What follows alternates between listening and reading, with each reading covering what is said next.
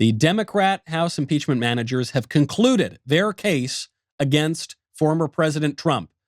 The second impeachment trial in 1 year of Donald Trump seems to be heading for a conclusion, and we are going to speak with a man who is watching it all, is going to be a juror on the case, and has spent most of today speaking with the Trump legal team. This is Verdict with Ted Cruz.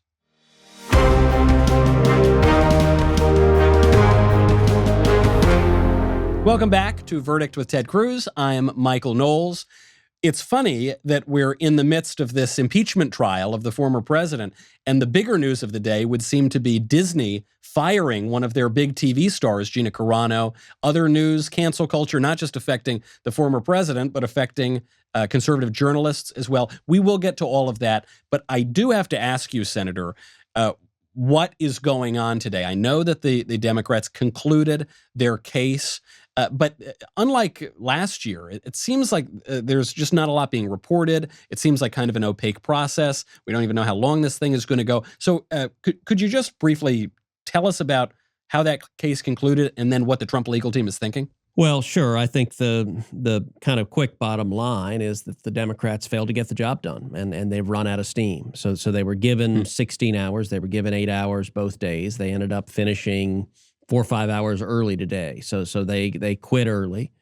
And I think it was because they had been, number one, unbelievably repetitive, making the same points over and over again. In fact, I had fun today. Claire McCaskill, you remember the former Democratic senator from Missouri, tweeted out that she thought the House manager's case was getting really repetitive and redundant and kept repeating itself. She didn't quite do that, but I thought you would appreciate that. And I saw that and just hit retweet, like with no commentary whatsoever. I'm sure Claire loved that I was retweeting her, but she was right on that. Even a stop clock. When she's right, she's right. So they ran out of steam. And the bottom line is they didn't get the job done. And so where are we now? Tomorrow, the president's defense lawyers will present their case. They have a total of 16 hours over 2 days. They will not take all that time. They will take substantially less time than that. And so after we finished today, I went and sat down with the lawyers. I actually grabbed Lindsey Graham and I grabbed Mike Lee and said, hey, let's go sit down and just talk through with the lawyers what they're planning and give our thoughts. And so the three of us went in. President's defense team, they're meeting in the LBJ room, which is actually the room where in non-COVID times, the Senate minority has lunch. So they're in what will be our lunchroom. Sadly, we weren't in the LBJ room for the last 6 years, but we will have moved back to the LBJ room once COVID is over. Right. With this sort of smirking portrait of LBJ looking down on you. And it's right off the side of the Senate floor. And so what happened, Lindsey shared his thoughts. Mike shared his thoughts. I'm going to refrain from saying what they had to say, but I'm happy to tell you and Verdict listeners what I had to say. Well, I would like to know sort of your advice for the legal team, because I know on the one hand, people are thinking, look, this case is over. As you made, I think, very clear last night, it ain't going anywhere. They're not going to convict Trump. And so as a practical matter, they're obviously not going to remove him from office because that's not possible. And they're not going to convict him anyway. But as a historical matter, this really does matter. I mean, this is setting a new precedent, yes. I guess, that, this could have huge political effects into the future. So the arguments they make are going to redound throughout history. There's no doubt, and we've had 2 days of the Democrats pounding their narrative, and so there needs to be a counter story. What I started out saying is actually what you just said. As I said, look, you got to remember you've already won. There are not 67 votes to convict. There are 55 votes to convict. Plus minus 2. I think there's a low of 53. I think there's a high of 57. And that's really the band that's in play. So my opening advice was don't do anything to screw it up. Don't piss anyone off. Related to that, my advice was be calm. I thought the jurisdictional argument for President Trump's lawyers, at times they got a little hot, they got a little angry. And I encourage them, be calm, be reasonable, be rational. The way I put it is I said, think more like an appellate argument, like you're arguing to Supreme Court justices, and less like a jury argument. So we'll see if they follow through on that. The most important advice I had, I said, look, we've had 2 days of the Democrat House managers' arguments, and 90% of what they've done has focused on being emotional and powerful and telling the story of what happened on January 6th, telling the story of the assault, the attack on the Capitol, telling the story of the police officers who were physically assaulted, telling the story of Officer Sicknick who was murdered that day. And I got to say, they did it powerfully. The Democrats, they have some good trial lawyers. They have some good storytellers. And so as they told that story over and over again, it was powerful and effective. And that was 90% of their argument. And my advice to the Trump lawyers is disagree with none of it. Look, yes, we agree. Everyone in this jury, all the senators were here that day. It was a horrific terrorist attack. It was despicable. And anyone who committed crimes of violence that day should be fully prosecuted and locked up a long, long time. And so don't argue with them on that. That is indisputably true. Everyone in the Senate understands that, believes that, and everyone agrees on it. The only question before the Senate is whether President Trump committed high crimes or misdemeanors. And there's only one that is charged, and that is incitement to violence. And I pointed out in the entire 16 hours they had allocated, the Democratic House managers devoted about 15 minutes to that question.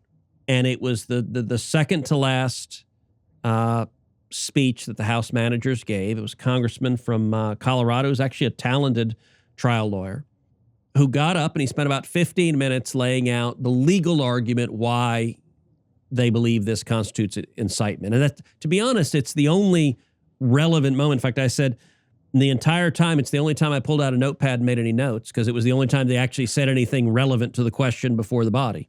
What the House managers articulated was a 3-part standard for incitement. They said number 1 was violence foreseeable. Number 2, did President Trump encourage the violence? And number 3 was the president's conduct willful. So I wrote those 3 down. And the point I made to the Trump lawyers, I said, first of all, you'll notice those 3 elements are not found anywhere in a statute. They're not elements of a crime. They're not actually the elements of incitement. They're not found in Brandenburg, the Supreme Court case that talks about incitement and lays out the constitutional standard. They literally just made them up. Yeah.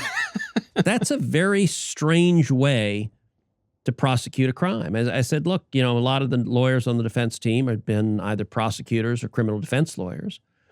The way a prosecutor proceeds, if they're charging you with a crime, there are statutory elements of the crime. Here's what constitutes the crime, and the prosecutor sets out to prove each of the elements of the crime. That's not, in fact, how the House managers proceeded here, because they can't meet the statutory elements for incitement. So they just made these 3 up. Okay, those are the 3 they made up. I said, look, I'd start by pointing out, where did these come from? They literally just pulled them out of whole cloth. But then here's the critical point. I'd say, look, on any standard, the question for the Senate to assess is there any coherent way this test can distinguish between the conduct of Donald Trump versus the conduct of countless other political figures, including a whole bunch of Democrats? Right. And I said, look, I think you should walk through, in particular, Bernie Sanders, Nancy Pelosi, Chuck Schumer, Maxine Waters, Kamala Harris. Nancy Pelosi, she referred to police officers as stormtroopers, compared them to Nazis. Right. There's some rich irony that suddenly the Democrats are the defenders of cops. Yeah, of course, yeah. Where for a year, they've been vilifying, demonizing police officers. They've been marching against cops. They've been saying abolish the police. They've been saying abolish ICE. They've been embracing ACAB as a slogan. And Michael, you know what ACAB means. It's that all cops are bastards. Are bastards, right? Yeah.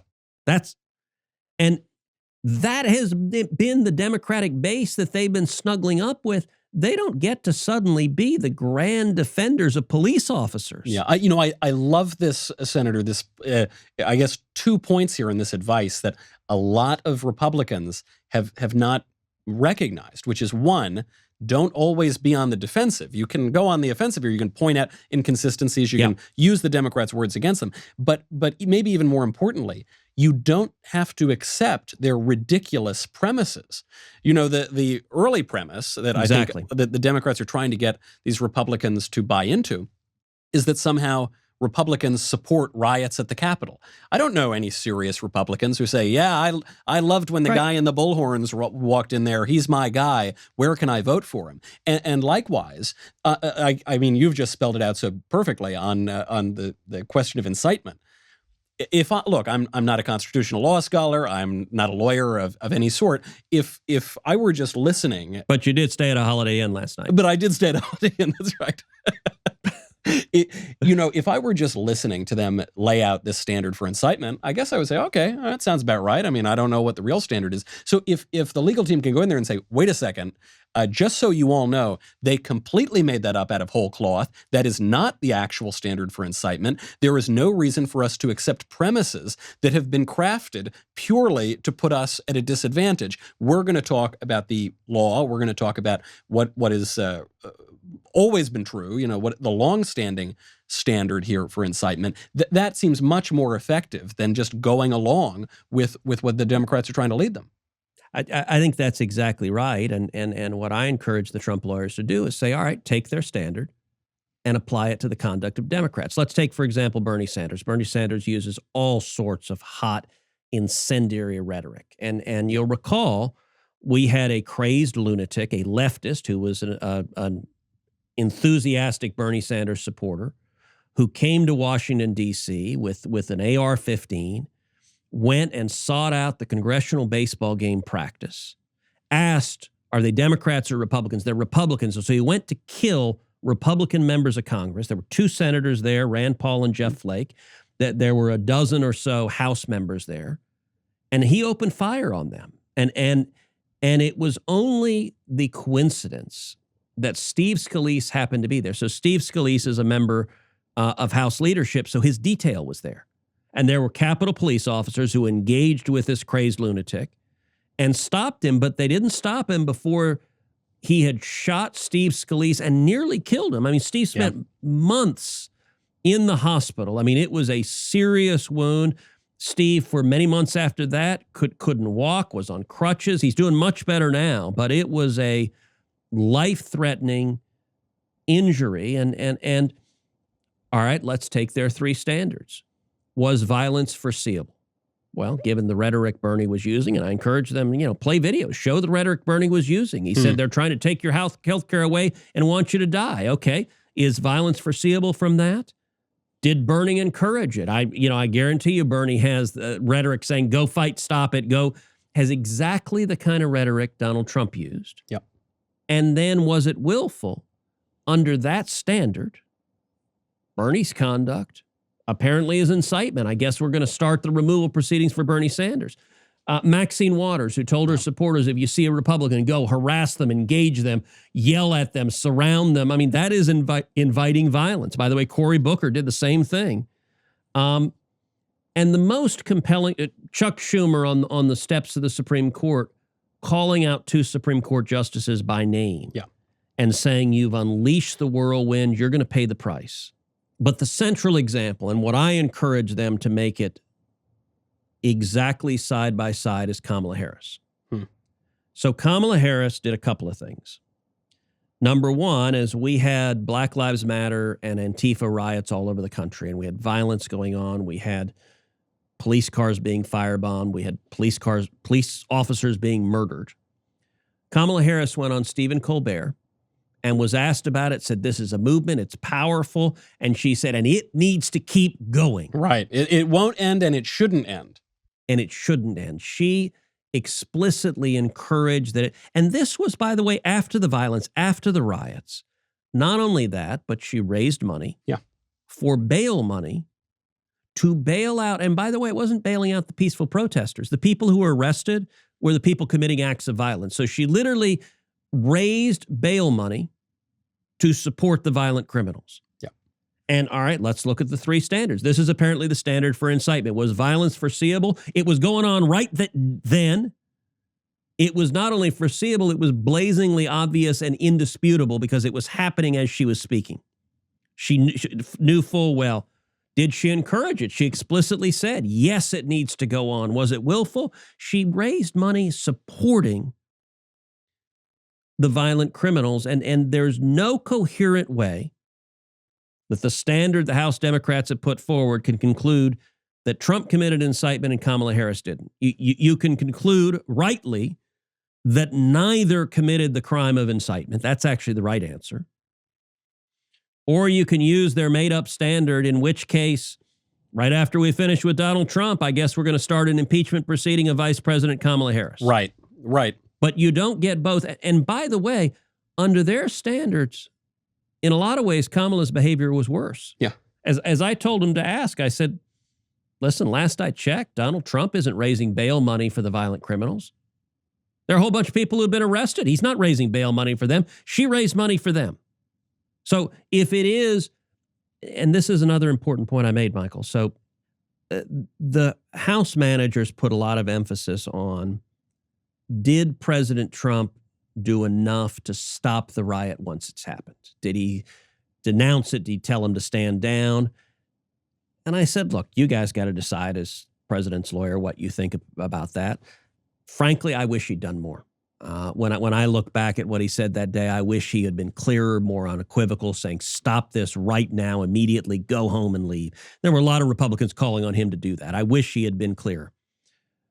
But within an hour or two, he sent out a tweet telling him to stand down. He put out a video calling on him to stand down. So he did, in fact, tell him to stand down. I wish it had been clearer and more unequivocal, but he did, in fact, do it. Kamala Harris still hasn't done it. Yeah, right. We had this week Antifa and Black Lives Matter protesters marching in D.C. saying, burn the place down. She still hasn't told them to stand down. Yeah. And so if that's the test, did you tell them to stand down after the violence erupted? Look, what we had in the Chaz autonomous zones, we had Democrats defending it, calling it the summer of love. Remember that? Yeah. It's just harmless. Yes, people are being murdered, but it's harmless because we agree politically with those guys. Yeah. And so what I urge the Trump legal team is to calmly, without emotion, just compare the conduct of Democrats to what the conduct of the president, and under the standard they're laying out, either we're going to start impeaching dozens of people, or ain't nobody guilty of this because this is a made-up political persecution, which is, again, the right answer to what's happened. You know, I think this is great advice, not just for the impeachment trial, though it is, but just generally speaking. Reject their false premises and hold them to their own standards, because this is so much bigger than impeachment. Frankly, I think impeachment isn't even the biggest news story right now. It'll have historical implications, so we really have to focus on it. But the bigger stories right now involve cancel culture more broadly, not just canceling the former president, but canceling TV stars, canceling journalists. And we've seen this with Gina Carano, who is in the Star Wars show, The Mandalorian. Disney has fired her because of, they're accusing her of making anti-Semitic comments. I've read all the comments. I can't find even a hint of anti-Semitism in any of them. Really, I think they're going after her because, broadly speaking, she's been a little more conservative, she's been a little more right-wing, and they can't tolerate that. So they're going after her. We've just found out that James O'Keefe, the investigative journalist, a real thorn in the side of the liberal establishment, he's been permanently kicked off of Twitter because it turns out he's now running investigations on big tech companies. What these people have been ostracized for and censored for would absolutely fall apart if you held the left to that same standard. It seems there's one set of rules for conservatives, another one for liberals, but that's the world we live in. What are we supposed to do about it? Look, I think you're exactly right. What happened with Gina Carano is nuts. I mean, number one, you have a strong, kick-ass character on The Mandalorian, which lots of kids, especially little girls, are inspired by and made helped make Star Wars more fun. It's always been fun. And I mean, look, I grew up on Star Wars. I still remember standing in line with my dad on opening day of Empire Strikes Back. And we stood in line for 2 hours to see Empire the first day it opened up. Disney is not the company it used to be. Disney is a giant corporate, politically correct propaganda outfit. And you look at here, so I haven't read all of the blog posts that Gina Carano put up. I've seen, I actually looked for it online and it was hard to find. Yeah. But I read stories quoting excerpts of it. So I read the excerpts that were quoted in stories. And what I read that she posted is she was saying, look, if you looked at the rise of the Nazis in Germany and all of the horrific things that happened to the Jewish people that culminated in 6 million Jews being murdered in concentration camps, that began because the Nazis demonized the Jews. They dehumanized the Jews. They used rhetoric that caused ordinary Germans, not SS stormtroopers, but a baker or a storekeeper, to view the Jews as subhuman, as not human, to inculcate hatred. And her point was that hatred, yes, it erupted in the horrific, grotesquely evil genocide that was carried out by the Nazis, but it also manifested in day-to-day barbaric inhumanity because they had been dehumanized. And from what I read of her blog post, she was saying, you know what, we're seeing that same dehumanizing happening in America, where people are demonizing, they're otherizing their political opponents. That if you disagree, you are not, it's not valid for you to have a different point of view. Now, from what I read, she didn't say that we've become Nazi Germany. She didn't say we're erecting concentration camps. But because she simply made the point that spreading a culture of hate and dehumanizing is really dangerous and leads in bad directions, Disney described her comments as abhorrent. And I was like, saying we shouldn't hate each other and dehumanize each other? What am I missing? Unless there are portions of the blog post that weren't quoted in the stories, and given that the stories are critical, I'm assuming they included whatever the worst portions were. There's an irony that she's complaining we're becoming hateful and intolerant of differences in opinions. And what does Disney say? We hate your opinion, you're fired. It would seem to me there's this even deeper irony here, which is maybe the best way I can read Disney's statement is they're saying that any comment that makes any comparison to Nazi Germany is unacceptable, it's abhorrent, we can't tolerate that sort of thing. And okay, let's just take that standard for what it is.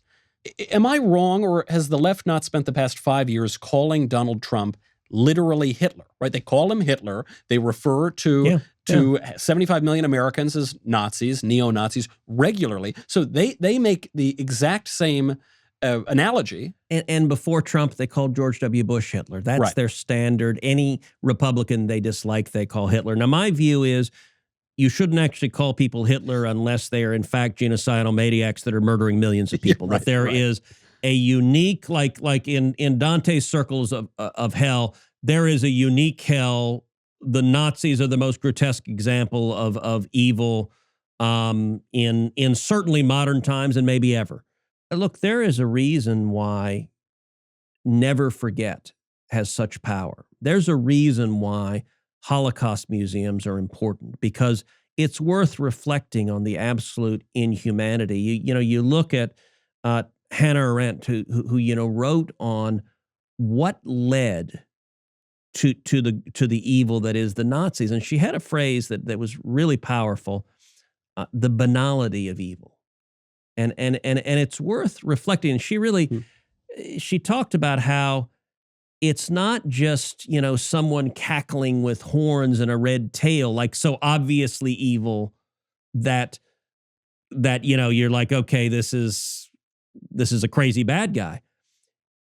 It was the boring aspect. She talked about, I think it was Eichmann, how when he testified, at Nuremberg, he sounded like an accountant. That it wasn't Hannibal Lecter in Silence of the Lambs, to sort of mix references. It wasn't like, you know, Lecter's giant eyes on the screen. You're like, oh God, that guy's really creepy and evil. But it was a boring accountant simply carrying out Hitler's, quote, final solution to murder 6 million people.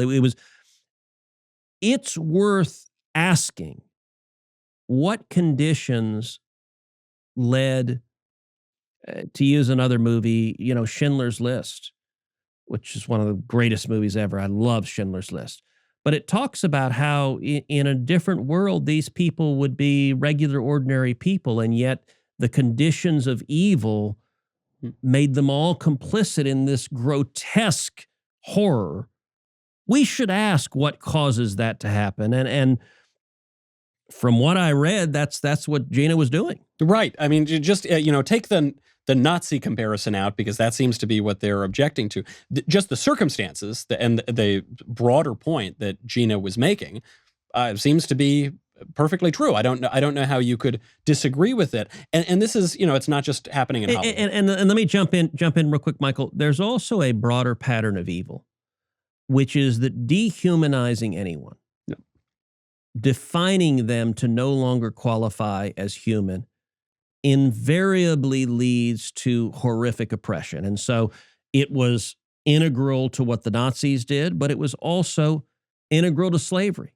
And you look at all of the reasoning that was used to justify the horrific evil that was slavery in America. It was based on the proposition, Dred Scott, the Supreme Court decision, was based on the proposition that an African American was not a human being, but instead was defined as property. And that is incredibly dangerous, and it leads to grotesque oppression and evil. And you and I have talked about this before. That is also the justification that is used to justify abortion, is to say an unborn child is not a human being. That any time you're taking, and it leads to today's Democrats justifying things like partial birth abortion, delivering a child who's living and with cold blood taking their life. All of those begin with saying the person in question is not a person. And that is a really dangerous step one of an analysis, because step two is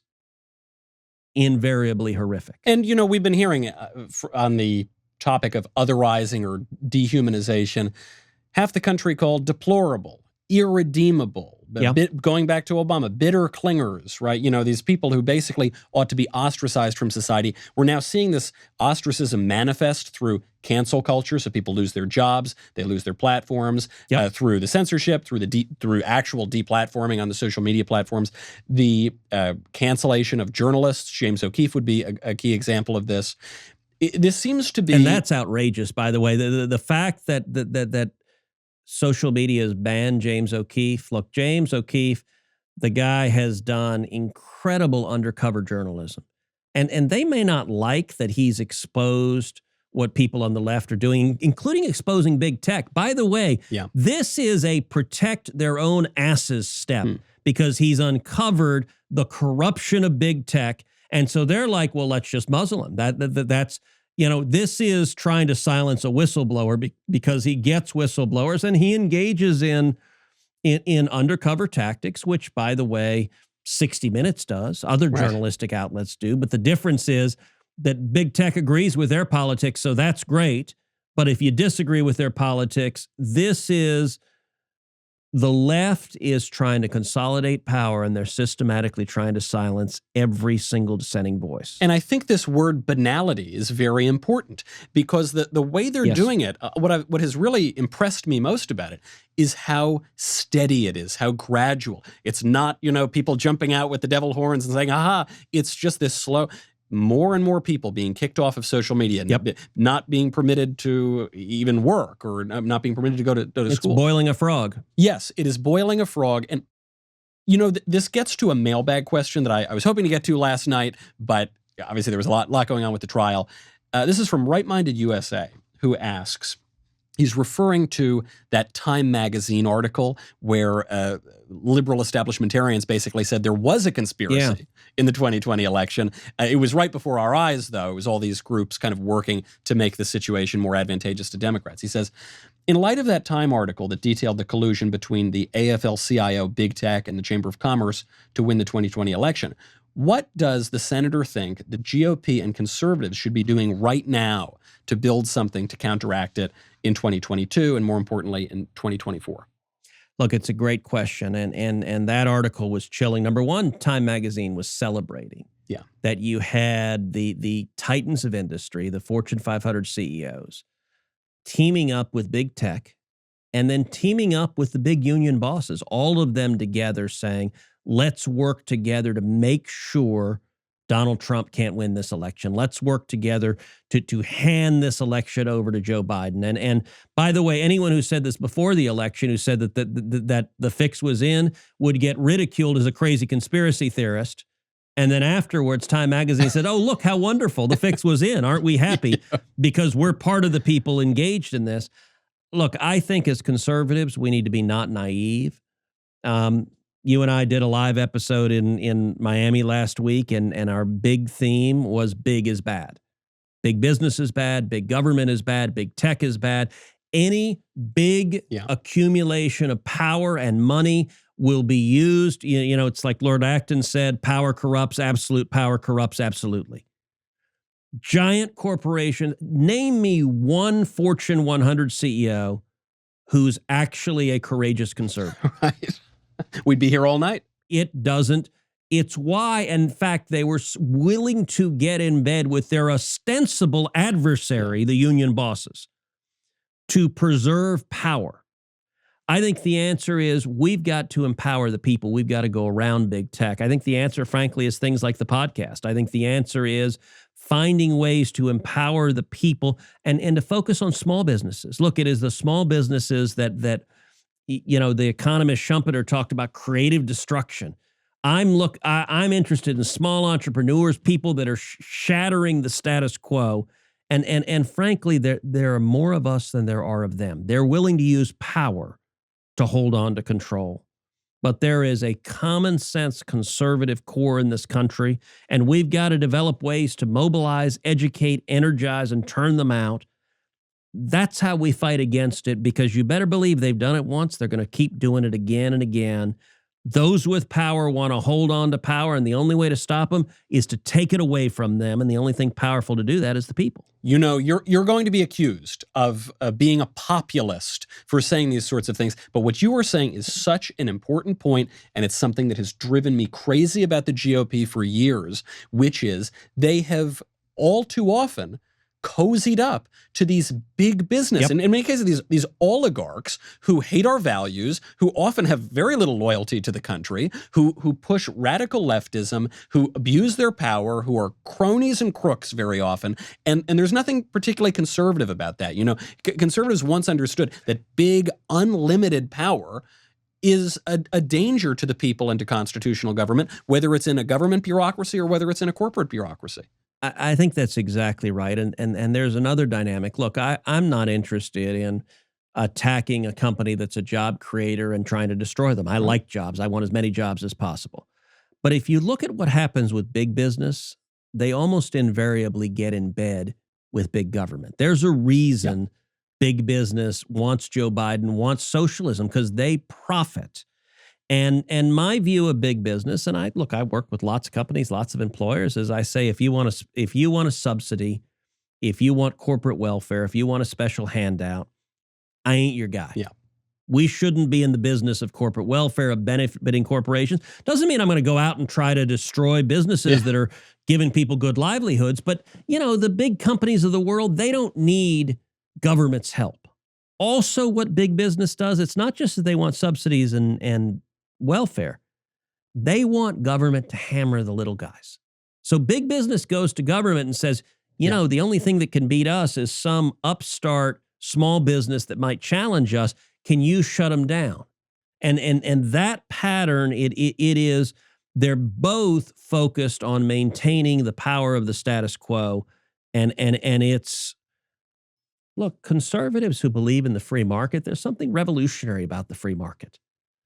You look at socialist countries and communist countries, there are giant companies that are the status quo. Nothing changes. When government is control of the economy, whoever's in charge stays in charge. It is about maintaining power. There is a chaos that statists hate in a free market society, but that's incredibly good for prosperity and opportunity because it means little guys can achieve great things. You don't have to be born into the lucky sperm club of just happening to be, gosh, I was born in the right family, so woohoo, I get to be a duke or what have you. Instead, it is you succeed based on the content of your character. I did not anticipate the phrase lucky sperm club coming up on the show tonight, but I think the point is very, very important. And this is really what we're talking about. And by the way, if we do get sponsors and advertisers, let's turn them down if that's actually like, sort of a CD club. Let's just not take ads from them. That one is, they have no place on this show. But, that is really what we're talking about here is the future, because this impeachment trial, this whole thing that's happening right now, it feels like we're just stuck in mud. That is coming to an end, and we'll have to look to the future for the conservative movement and the future for the country. And Michael, two things to go back where we started, two things just to close out on of advice that I gave the Trump lawyers. Number one, I said that the House managers keep using the word insurrectionist. And my advice to the Trump lawyers is don't repeat that. I would refer to them either as rioters or violent criminals. And the reason is, look, insurrection actually has a definition under the law. An insurrection is it's like a revolution. It's designed to overturn the government and to take over the country. That's the Democrats' political narrative. It's why they keep using insurrectionist. It's, by the way, why they also apologize for and brush under the rug the rioters who are burning cities all across the country, because they say, oh, well, they're not insurrectionists. They're just murderers. Murderers are okay. Or peaceful protesters. And my advice, I told the Trump lawyers, look, don't make the argument about whether they're insurrectionist or not. That is quicksand. Just don't buy into the Democrats' phrasing of terms. Just call them what they are unquestionably, which is violent criminals. And then a second thing that I told them is I said, look, sitting on the Republican side of the Senate floor and talking with a lot of the Republican senators, as I have been during this trial, a sentiment that is very widely felt is real frustration with the Democrats of their hypocrisy. And the hypocrisy is rich. I mentioned before how they're waxing eloquently about how much they love police officers after spending a year demonizing cops. One of the House managers did a presentation of protesters who showed up at the house of, I think it was the Michigan Secretary of State. And it was high dudgeon, just, can you believe they would come to the house? How terrible that is. And I got to tell you, most of the Republican senators, we've had protesters coming to our house. Right. I had a couple of weeks ago, protesters put 3 full-size coffins in my front yard while Heidi was at home and while my kids were at school. And virtually all of us have had this happen. Susan Collins, leftist protesters dropped off, I think it was hundreds of body bags at her home. Not only that, they threatened both Susan Collins and her staff with sexual assault. They threatened to rape them. Eric Swalwell, who's one of the House impeachment managers, when they did that, he tweeted out in response to the threats of rape against Susan Collins and her staff, he tweeted out, boo-hoo, cry me a river. These guys, the hypocrisy, and by the way, Susan remembers that. Yeah. Right. So when we're listening to these Democrats suddenly decry, oh, we don't like people coming to your house. Okay, I actually agree that you shouldn't be coming to any public official's house and terrorizing their family. Engage in free speech in the public square, but leave people's families and homes alone. Yeah.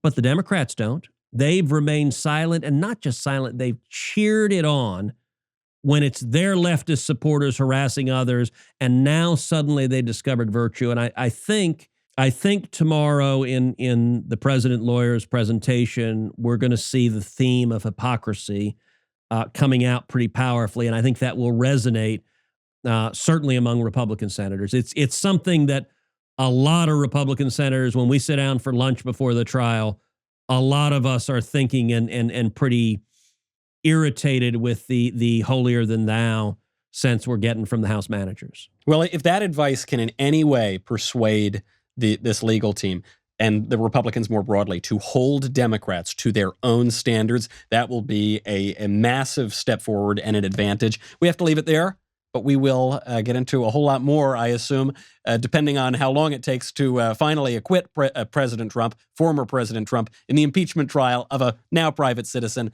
We will obviously break down more of that. Thank you to everyone for subscribing. If you haven't already subscribed, be sure to subscribe to Verdict wherever you get your podcasts, be that YouTube, Apple Podcasts, Stitcher, Google Play, Spotify. We'll be back with a whole lot more. In the meantime, I'm Michael Knowles. This is Verdict with Ted Cruz.